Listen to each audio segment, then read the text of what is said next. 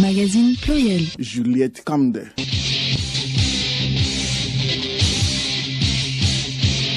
Bonjour et bienvenue à tous dans le journal Magazine pluriel. Au sommaire, promotion de la consommation locale. La Chambre de commerce et d'industrie du Togo s'engage dans le projet d'appui à la valorisation du riz togolais pour réduire la dépendance du pays. Pendant ce temps, le ministère en charge de la consommation locale a visité hier l'ITRA et l'INH, deux instituts qui testent la qualité des produits locaux. Et de 4 pour les instituts de formation en alternance pour le développement IFAD. Après l'aquaculture, le bâtiment et l'élevage, un 4e IFAD dédié aux énergies renouvelables a été installé à Lomé. Au Sénégal, face à des inondations historiques, l'armée a organisé hier plusieurs opérations de secours avec des Zodiacs. Rubrique invité à pédopélagie, sage-femme au CMS UTB circulaire aborde la question de la ménopause, une étape naturelle dans la vie d'une femme. Ensuite, Stéphane Domefa Awiti, président de la Ligue togolaise contre le cancer de sein au Togo, parle de cette pathologie. Vous suivrez également les échos du palais, les sports et la revue de presse.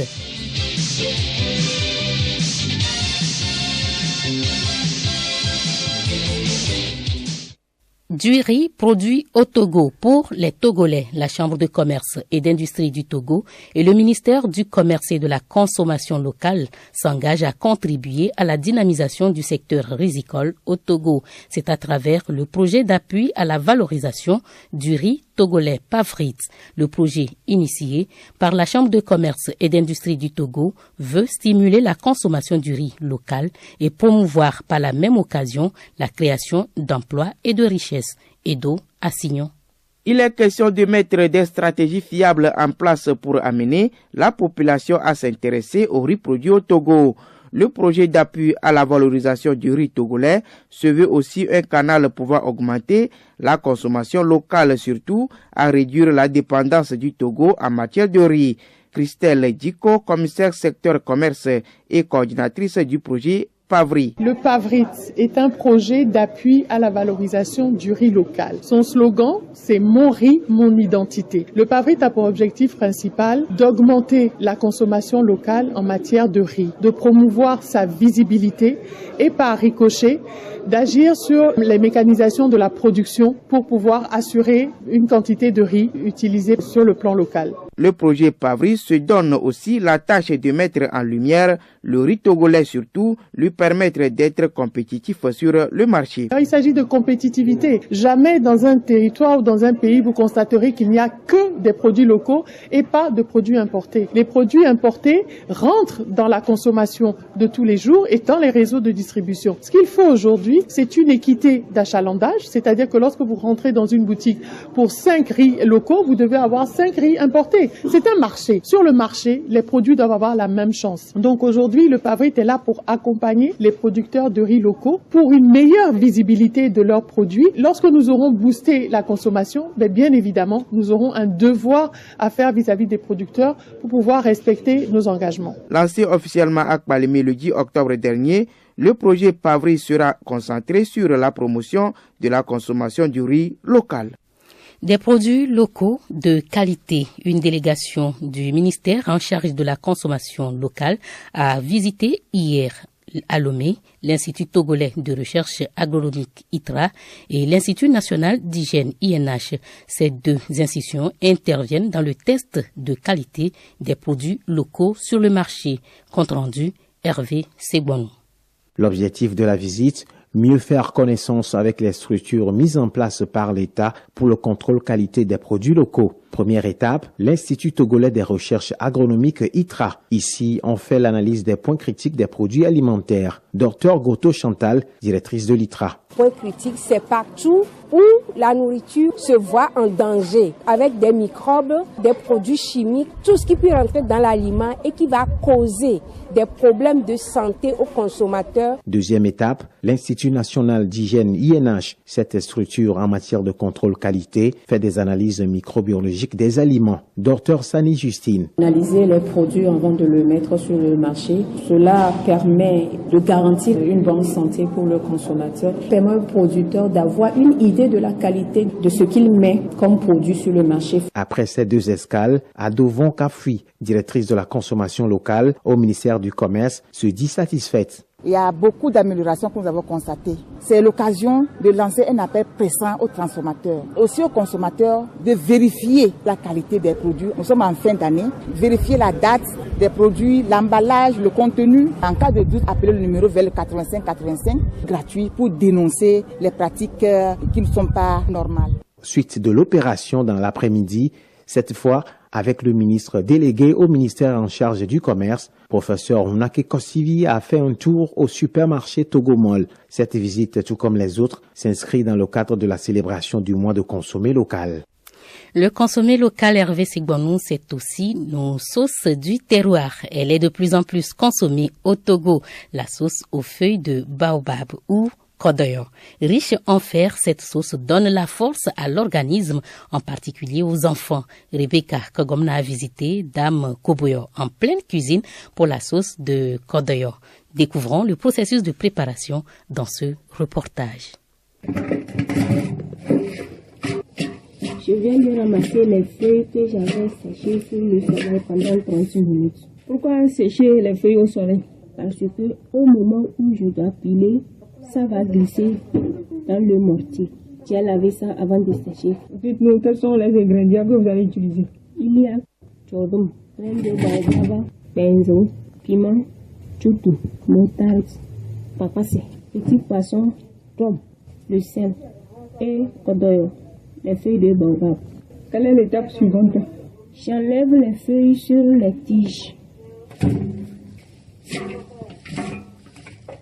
Là, je vais vous aider un peu.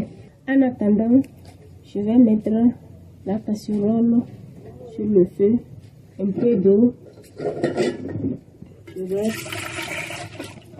Je vais piler les petits poissons. Comme l'eau est chaude, je vais laver les graines avec ça pour enlever les impuretés. Et je les mets dans la casserole. Avec les petits poissons que j'ai pilés. Maintenant, je pile le piment. Pour les enfants, on ne met pas du piment. Ensuite, les feuilles de baobab. C'est le tour de mettre moutarde. Est-ce qu'il faut forcément mettre la moutarde dans cette sauce? Oui, parce que sans moutarde, on ne peut pas manger. Ça n'aura aucun goût dans la sauce de kodoyo. Je mets l'eau pour ramollir l'ensemble qui est pâteux.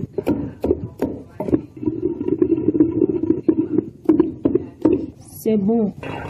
Je verse le tout dans le jus de poisson au feu pour quelques minutes.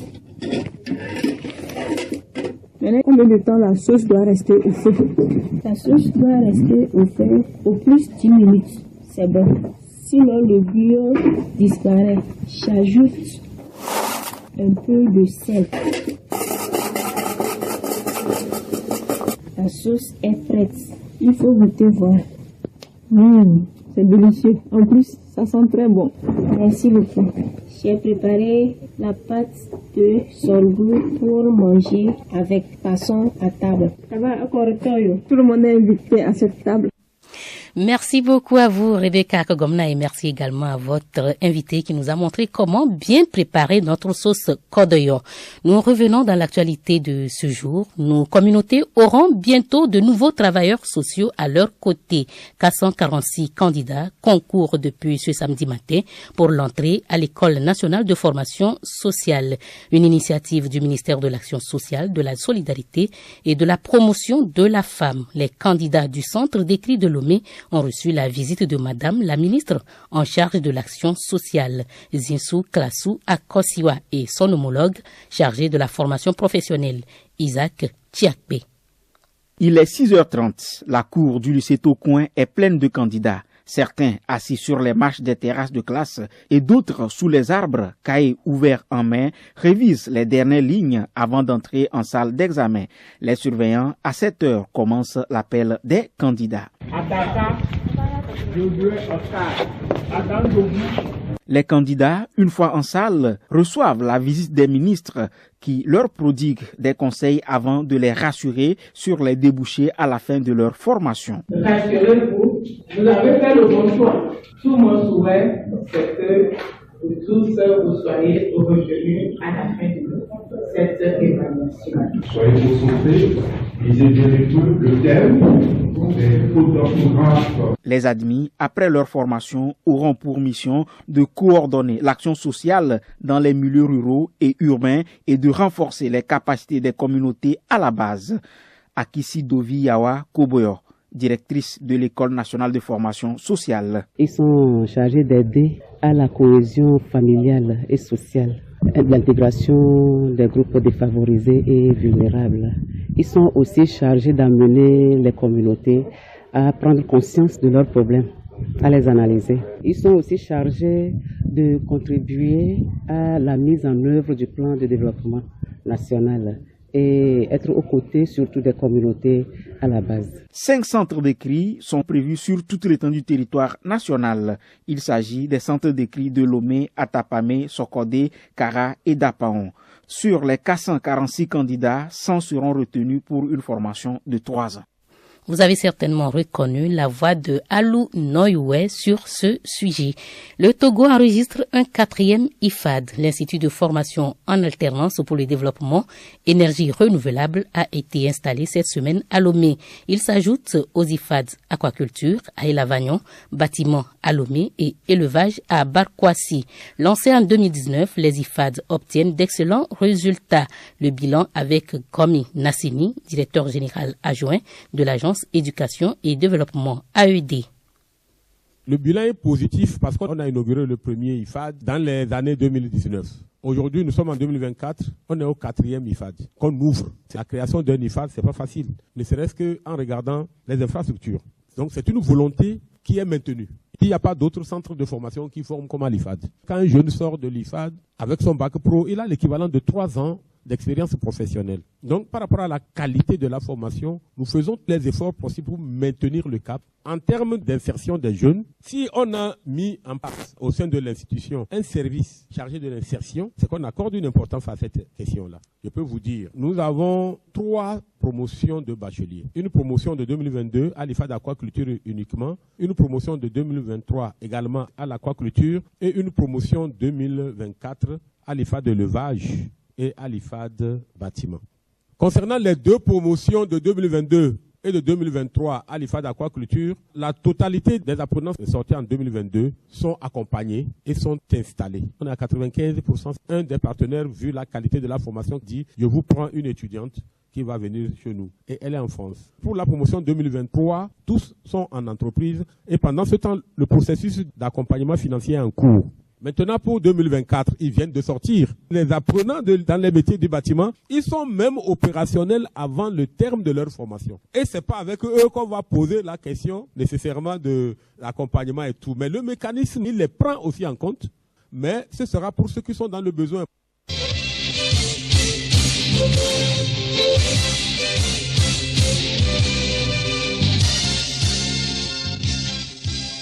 L'actualité hors du Togo. En Côte d'Ivoire, la révision des listes électorales a démarré ce samedi. Cela va durer 3 semaines. C'est une étape importante en vue de la préparation de l'élection présidentielle d'octobre 2025. La liste compte actuellement près de 8,12 millions d'électeurs. La révision de cette liste suscite des crispations au sein de la classe politique qui continue de réclamer des réformes électorales. Au Sénégal, à un mois des élections législatives, le paysage politique se recompose. Après les 2 coalitions dirigées, l'une par l'ancien président Macky Sall et l'autre par l'ex-premier ministre Amadou Ba, 2 autres nouvelles coalitions de l'opposition ont vu le jour hier. Toutes 2 font partie des 41 listes qui ont été acceptées par le ministère de l'Intérieur le 8 octobre dernier. Nous restons encore au Sénégal, où la zone tout au long du fleuve Sénégal est toujours classée en vigilance orange, près d'une semaine après le début des inondations historiques, alors que le niveau de l'eau commence à baisser dans les villes à Bakel et Kidira, dans l'est du pays, notamment le long de l'affluent du fleuve Sénégal, les niveaux de la rivière Falamé remontent. Face à ces difficultés, l'aide s'organise avec des militaires qui se mobilisent pour des évacuations. Plusieurs opérations de secours ont été menées hier. Les militaires de la station navale de Podor ont évacué des villageois, mais aussi du bétail avec des zodiacs. Tout au long des 700 km environ du fleuve Sénégal et de son affluent Falamé, entre Podor et Sakonkou, partout les communes sont envahies par l'eau, et cela alors qu'il n'y a pas eu de nouvelles pluies depuis une semaine. Les besoins en vivres, en eau potable, mais aussi en tentes et en abris sont immenses. Toujours les inondations et cette fois au Congo-Brazzaville, il y a près d'un an, fin 2023, début 2024, le pays a connu aussi des inondations d'une ampleur inédite. 1,79 million d'habitants ont eu besoin d'une assistance humanitaire. Plus de 43 000 élèves ont vu leur scolarité interrompue. Selon le 19e Forum des prévisions climatiques de l'Afrique centrale à Douala, au Cameroun, au mois de septembre dernier, les pluies seront cette année encore supérieures à la normale saisonnière. À Brazzaville, les autorités annoncent un plan d'action face au risque réel de nouvelles inondations.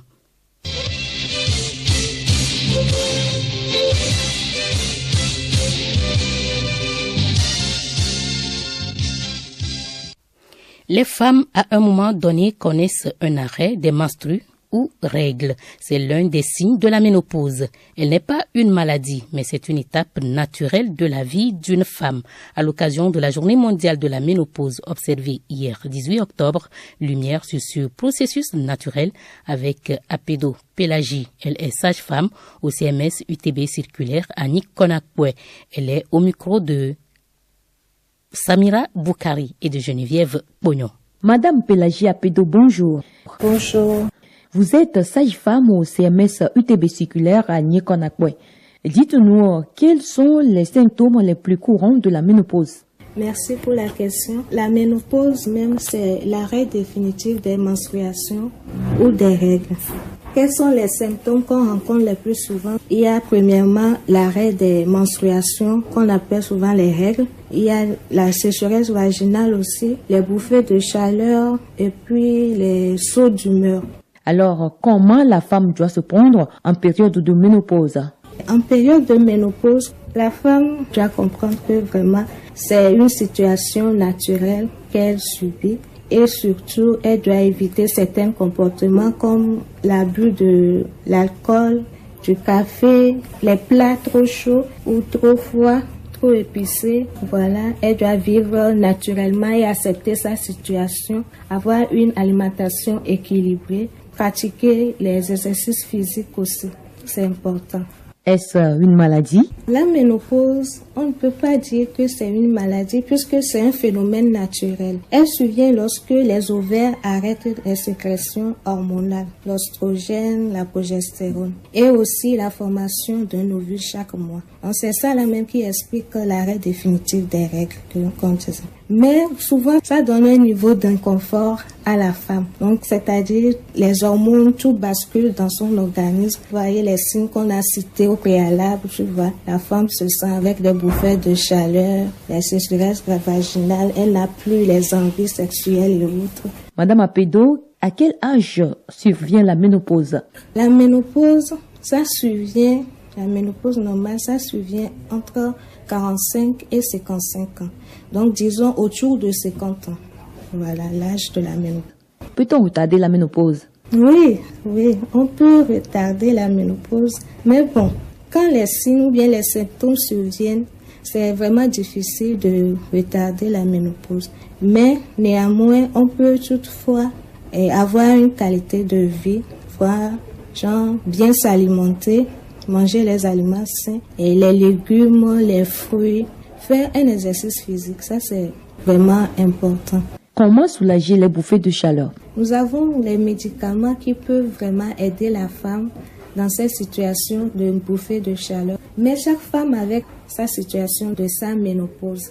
Donc, il y a certaines femmes qui sont stressées. Le stress aussi, ça a beaucoup d'impact, voilà, sur les bouffées de chaleur.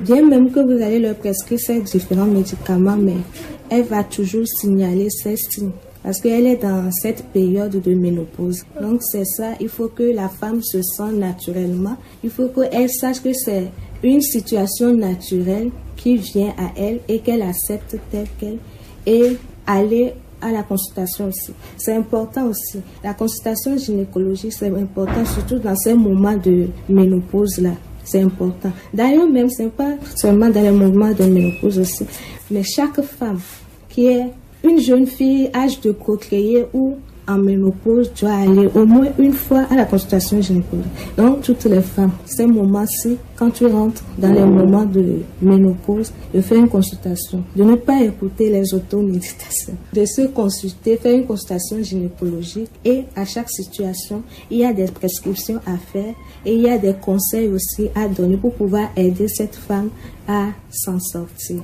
Quel doit être alors l'accompagnement du mari à cette étape de la femme? Vraiment, l'homme doit beaucoup assister sa femme. L'assistance doit pratiquer l'écoute, doit être toujours là, prouver à la femme. Faut pas qu'elle discute, qu'elle gronde, genre comme si la femme fait de trop, non. Il faut que le monsieur ou bien le mari écoute la femme. Il faut qu'il pratique vraiment l'écoute, qu'il aide cette femme, qu'il fait des choses pour prouver à cette femme que vraiment il est là, quel que soit ce moment, il est là et il sera toujours là pour cette dame-là. Faut pas que l'homme croit que non, la femme abuse ou bien elle en fait de trop, non, c'est ce qu'elle vit qu'elle exprime. Donc c'est à l'homme d'aider cette femme, de l'accompagner, de l'écouter et de l'aider à s'en sortir, à vivre cette phase de sa vie agréablement. Merci madame. Merci. Après les ennuis de la ménopause avec Geneviève Pognon et son invité, nous parlons d'un autre mal qui ronge la femme, le cancer de sein, boule ou douleur dans le sein ou même sous les aisselles. Ce sont quelques symptômes du cancer du sein. Ce 19 octobre est consacré à la sensibilisation et au dépistage précoce de cette maladie. Quelles sont les causes du cancer de sein et peut-on en guérir? Stéphane Domefa Awiti, président de la Ligue togolaise contre le cancer de sein au Togo, répond à toutes ces préoccupations. Il est au micro de Abri Lemo. Monsieur Stéphane Domefa Awiti, bonjour. Bonjour madame. Vous êtes président de la Ligue togolaise contre le cancer. Oui. C'est Octobre Rose, mais chaque 19 octobre est dédié à la journée de lutte contre le cancer du sein. Depuis l'initiation de Octobre Rose au Togo jusqu'à ce jour, quel bilan en matière de prévalence du cancer du sein au Togo? On a fait un parcours difficile, mais on a eu des résultats, mais la lutte doit continuer parce que le chemin est encore très long devant nous. Dès le début, le Togolais et la Togolaise se posent la question, qu'est-ce que le cancer? Depuis, nous, on était sur le terrain depuis 2006, date de la création de notre association. Et en 2008, on a fait notre première activité, qui est la célébration de la journée mondiale. Mais en 2009, nous avons trouvé la nécessité de lancer un combat contre le cancer du sein qui fait ravage dans la jeune féminine. Même si on n'a pas les moyens, ne serait-ce que parler dans les marchés, on pourra toucher des cibles. Et effectivement, ça a marché. On a parcouru le marché pour parler cancer. Les femmes demandaient c'est quoi le cancer. Et petit à petit, la femme a commencé par mettre dans sa mémoire qu'il y a une maladie qui s'appelle le cancer. Aujourd'hui, quand nous rentrons déjà dans le mois d'août, les femmes nous appellent pour demander est-ce qu'il y aura la campagne de dépistage. Donc on peut dire que l'information a passé. On n'a jamais cessé de faire des sensibilisations au mois d'octobre. Mais la femme va à l'hôpital aujourd'hui, faire son check-up, son dépistage et on lui découvre un cancer du sein. C'est maintenant que le combat commence. Ces femmes reviennent vers nous pour nous demander de l'aide. Au-delà de ça, maintenant le gros combat c'est comment trouver les moyens financiers pour pouvoir faire ce traitement qui est coûteux et onéreux. Justement, nous allons en arriver là. Octobre Rose au Togo, le thème de cette année, c'est accès équitable pour des soins plus justes. Est-ce que vous voudriez bien nous expliquer ce thème-là? L'accessibilité aux soins est un problème, c'est un grand enjeu. Et nous savons que quand nous parlons de nous disons en tant que société civile que la journée mondiale, ça couvre les 365 jours. Ce qui veut dire que pour des soins plus justes, c'est pour 365 jours. Ce qui veut dire que c'est un combat de tous les jours. De tous les jours. Et le problème épineux pour les malades, c'est l'accessibilité aux soins. Donc c'est l'accès équitable qui est un problème pour pouvoir dire que je peux bénéficier des soins.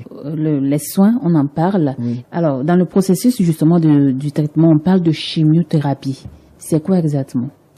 La chimiothérapie, c'est le traitement conventionnel pour les malades de cancer, toute forme de cancer. C'est le traitement curatif et c'est une combinaison de plusieurs médicaments pour pouvoir injecter à la personne souffrante du cancer. Et dans le cas spécifique, qui est le cancer du sein, c'est le traitement de chimiothérapie. On fait, la plupart du temps, c'est 3 médicaments qu'on combine pour pouvoir injecter à la femme. Mais avant de faire la chimiothérapie, il y a le bilan pré-chimiothérapie. Avant même le bilan pré-chimio, il y a un bilan quand la femme à qui on décèle par mammographie une tumeur.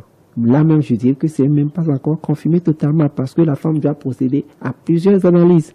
Faire d'abord le scanner, faire la biopsie, même avant le scanner, même c'est la biopsie. Il faut faire l'immunohistochimie qui a un coût. Il faut faire tout ça. Il faut faire même la radio du thorax et pour voir si la maladie n'a pas quitté le lobe mammaire pour pouvoir se migrer vers d'autres organes. Nous remercions Dieu qu'il y a les laboratoires qui sont créés maintenant et qui font l'immunohistochimie ici. On peut saluer ça. À quel âge le risque est-il élevé pour choper un cancer de sein? Les femmes jeunes qui souffrent du cancer aujourd'hui, alors qu'avant on parlait du vieillissement de l'être humain. Justement, qu'est-ce qui est à l'origine de notre monde a chamboulé avec la technologie, ce que nous mangeons. Nous ne faisons même plus d'activité physique. On pulvérise les champs d'engrais, etc., sans même que les engrais finissent de faire leur traitement et on coupe les produits pour envoyer ça au marché pour vendre. Et on mange les produits avec des engrais comme ça. Et la technologie, nos portables, tout ça que nous utilisons, qui utilisent des radiations. Les radiations, les émetteurs, tout ça là de relais, mais ce n'est pas sans risque. Il est héréditaire, le cancer de sein? Oui, l'hérédité n'est pas aussi élevée, mais non négligeable. Les études ont parlé de 5 à 10%. Mais je peux vous dire que nous avons accompagné des patientes qui ont souffert du cancer du sein. La mère est morte du cancer. 2 sœurs sont mortes du cancer du sein. Et elle est la 3e qui a actuellement le cancer du sein. Est-ce qu'on parlera de 5-10%? Mais avec les traitements dont vous avez parlé, est-ce qu'on peut guérir d'un cancer de sein? Oui, le traitement de la chimiothérapie est une partie du traitement. Après la chimiothérapie, il faut faire l'opération. Il faut les moyens. Sans soutien, je pense que aucun citoyen togolais ne peut pas s'en sortir facilement. C'est pour ça que je dis que nous devons réfléchir et réfléchir vite pour pouvoir arrêter ce cancer des cancers. Le dépistage précoce est donc nécessaire. Il y a les femmes qui ont fait le dépistage précoce, à qui on a diagnostiqué un cancer, mais on n'a pas enlevé le sein. Quand nous lançons des campagnes de dépistage, c'est des campagnes de dépistage précoce, c'est pas des campagnes de dépistage des nodules au stade tardif. Non. Donc si on dépiste tôt, la femme sera moins traumatisée et le coût est moins onéreux et elle aura une vie probablement normale. Mais la femme chez qui on a détecté un cancer des nodules de plus d'1 centimètre de diamètre, 2, 3, 4 cm de diamètre, mais va chercher quelques mois de survie. Monsieur Stéphane Domifa, selon les bruits de couloir, il faut laisser l'homme sucer le sein pour prévenir le cancer. Vous confirmez? C'est vrai et faux. Faux, ce n'est pas en suçant le sein qu'on prévient le cancer. Rien ne peut prévenir le cancer que de faire son dépistage précoce. Vrai, parce que la femme qui laisse ses seins à son partenaire, l'homme là est plus vigilant, maîtrise mieux les seins de sa femme. L'homme là ne peut pas sucer sans voir d'anomalie dans les seins. S'il y a une anomalie, ça se fait détecter plus tôt. Monsieur Stéphane Domifa Awiti, je rappelle que vous êtes président de la Ligue togolaise contre le cancer. Oui. Alors notre entretien tire à sa fin. Quel message vous avez à l'endroit d'abord des femmes qui sont en train de lutter avec ce mal et celles qui sont en bonne santé? Les femmes qui souffrent du cancer, lutter dans leur combat, d'avoir une force de caractère pour y arriver. Faut pas qu'elles soient découragées sur le chemin. Faut qu'elles soient vraiment courageuses et d'avoir foi en eux et en leur Dieu. Parce que face à leur courage même, vous serez obligé de les aider. Mais quand une femme est désespérée, qui se cache dans un coin, on n'a même pas envie de la visiter. Nous faisons un appel aussi pour demander les généreux donateurs de contribuer à cette lutte. Surtout ces femmes qui n'ont pas les moyens pour qu'on puisse mobiliser ensemble les moyens pour que ces femmes puissent avoir accès aux soins et rester aux côtés de leurs enfants et de leurs maris. Parce qu'une femme qui est décédée, les enfants ne sont pas bien éduqués et ces enfants peuvent devenir des dangers de nos sociétés. Que ces femmes puissent aller toujours dans les structures hospitalières pour se faire traiter. De ne jamais aller chez les tradithérapeutes pour le traitement. Les femmes doivent faire confiance aux spécialistes pour le traitement. À l'endroit de toute la population, le cancer n'arrive pas qu'aux autres. Ne soyons pas indifférents de cette maladie. Nous avons tous un cancer qui dort en nous. C'est le grand médecin qui l'a dit. Ça peut arriver à n'importe quel moment et aller faire son dépistage pour le cancer du sein et du col de l'utérus. Merci. Merci plutôt à vous, Monsieur Stéphane Domefa Awiti, de nous avoir renseigné sur le cancer du sein. Écho du palais sans transition. 8 ans de réclusion criminelle, c'est la peine requise contre des jeunes accusés de meurtre. Hélène Assabi sur les faits. Nous sommes à Hanouba, une localité située dans la préfecture de Zio. Dans la nuit du 28 mai 2016, la petite Adjo, âgée de 9 ans, est allée ensemble avec sa camarade Akosiwa apprendre ses leçons sous un lampadaire du village. Les deux fillettes revenaient à la maison aux environs de 21 heures lorsque le sieur Doji, un voisin, attrape la petite Adjo, l'amène sous un manguier, la déshabille et tente de la pénétrer en vain. Le lendemain, aux environs de midi, en l'absence des parents de la victime, l'accusé retourne chez la fillette, la traîne dans la brousse pour lui infliger la même chose que la veille. C'est la camarade de la victime qui vit également dans la même maison, témoin oculaire des deux scènes, qui raconte les faits à la maman, ce qui a conduit à l'arrestation de l'accusé. À la barre, il a reconnu les faits qui lui sont reprochés, mais a rejeté le déroulement présenté par l'avocat. Il a déclaré n'avoir tenté qu'une seule fois d'avoir des relations sexuelles avec la petite Adjo, qui selon lui avait consenti. Dans sa délibération, la Cour a estimé que les faits reprochés à l'accusé sont suffisamment établis et par conséquent portent atteinte à la fillette ainsi qu'à la communauté. Après 5 ans passés sous les verrous, Doji a été condamné à 8 ans de réclusion criminelle pour des faits de pédophilie. Ceci conformément à l'article 393 du Code de l'enfant, une manière de décourager de telles pratiques dans la société. À samedi prochain. À samedi prochain, Hélène Assabi, sport, football, la phase des poules de tournoi UFOA B des moins de 20 ans se poursuit à Lomé. La deuxième journée débute demain dimanche et le Togo fera face au Bénin. Un match décisif pour les éperviers accrochés par le Niger en match d'ouverture. Kilim Poyode. Avec un point, le Togo n'a pas encore son destin en main dans une compétition qui l'abrite. Pour cette seconde sortie ce dimanche, les éperviers juniors, sous la direction du sélectionneur Ametokodo Mensan, auront l'obligation d'un résultat positif. Un nul n'arrangera pas pour la suite du tournoi, même si le Bénin se trouve dans la même situation. Il faut rappeler que le Bénin était contraint au partage des points par le Ghana, les 4 sélections du groupe A ayant chacune un point. Tout est ouvert dans ce groupe où le Ghana fait office de favori. Le match de ce dimanche est en tout cas un kit ou double pour le Togo qui espère arracher un ticket pour la CAN U20. Ainsi, Mihedo Daouda, Kolani Kazmir dans les perches, Kolani Babouin, Achou Joël, Moglo Isaac, Bouraïma Clinton, Peredia Zerundine dans l'entrejeu, Tchadjobo Aminou Sadou Nader, Ajavon Matteo et Klidje Claude à la pointe doivent à fond mouiller le maillot pour arracher les 3 points, synonyme d'une relance dans la compétition. L'autre match de la journée oppose le Niger au Ghana. L'enjeu principal de cette seconde journée reste la première place du groupe. Le match Togo-Bénin, c'est au stade de Kégué à partir de 19h. Merci à vous, Klim Poyode. Plusieurs sujets à la une des journaux parus cette semaine. La défaite des éperviers à domicile à Lomé, de nouveau dans l'eau, après des averses et la vente illicite des produits sanguins. La revue de presse de Léontine à Togima. Le libéral interpelle sur la mise en garde du ministère de la Santé et de l'Hygiène publique. L'hebdomadaire précise que le ministre Tindare tape du doigt sur la table face à ce trafic illicite des produits sanguins. Flambeau des démocrates note alors que le ministre se lance dans une bataille. Pourra-t-il la gagner, s'interroge le journal. La même parution annonce les différentes actions que compte mener le chef de ce département de santé pour contrer le phénomène. Il s'agit, entre autres, de d'un contrôle strict du processus de distribution des stocks de produits sanguins. Flambeau des démocrates martèle également sur cette mise en garde du ministre qui stipule que toute formation sanitaire ou tout individu qui s'adonnerait à la vente illicite de sang, au trafic de sang ou encore à une spéculation quelconque en lien avec les produits sanguins fera face à la rigueur de la loi sans autre mesure. Fin de citation.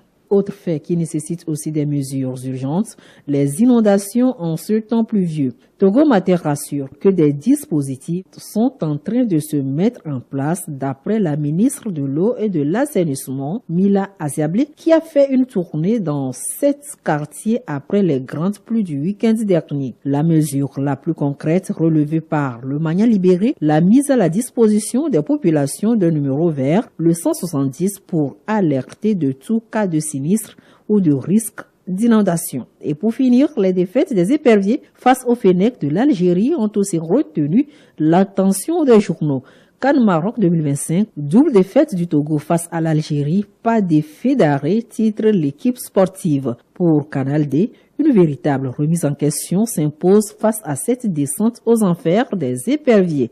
La manchette, elle autre, prévoyait la démission du président de la FTF, Guy Apovi, si les éperviers coulaient avec un lourd score. Mais signe d'espoir par le léger mieux observé dans le jeu de lundi dernier, poursuit le journal qui conclut que le coach Nebombé Daré a pu obtenir un sursis pour le colonel Guy Apovi et donc retarder l'échéance de son départ de la Fédération technique.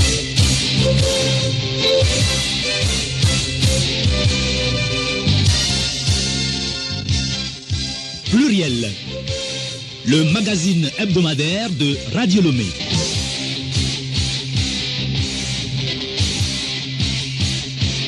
C'est fini pour le magazine Pluriel de ce samedi 19 octobre. Le rappel des titres. Promotion de la consommation locale. La Chambre de commerce et d'industrie du Togo s'engage dans le projet d'appui à la valorisation du riz togolais pour réduire la dépendance du pays. Pendant ce temps, le ministère en charge de la consommation locale a visité hier l'ITRA et l'INH, 2 instituts qui testent la qualité des produits locaux.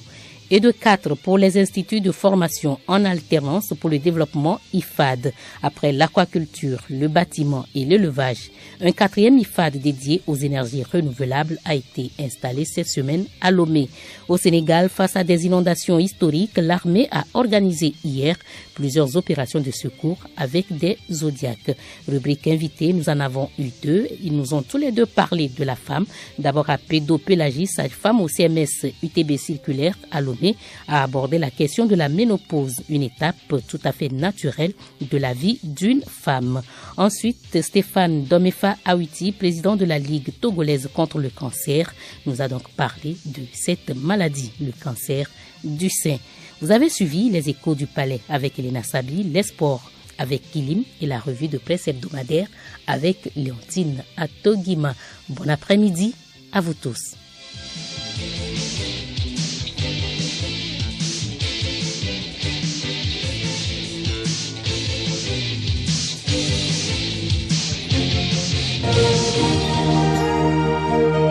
Radio Lomé, boîte postale 434, email radiolomé@radiolomé.tg. radiolomé.tg